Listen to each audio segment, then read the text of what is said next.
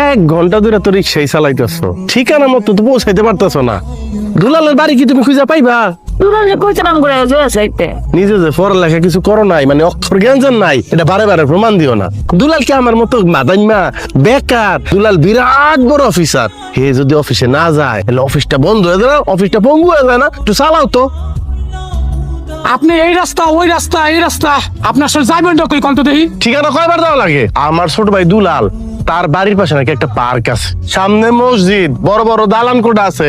আমার ভাই দুলাল অনেক বড় অফিসার, আমি নিজে তার অফিসার বানাইছি, নিজে কষ্ট করে খাইটা এত ঠিকানা দিতেছি, তারপরে আপনি বাড়ি খুঁজে পাইতেছেন না। পড়ালেখা কিছু করছেন নাকি মূর্খ?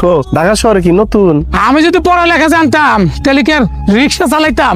আপনি তো ঠিকানা কইতাছেন না, আপনি পকেটে ঠিকানাটা বাইর করে কোনখানে যাইবেন। এত ভাবে বুঝাইলাম তাও বুঝলা না। মানে দাও তো কাগজটা দাও, দুলাল কাকা যে লেখা দিছিল ওইটা পাই করো।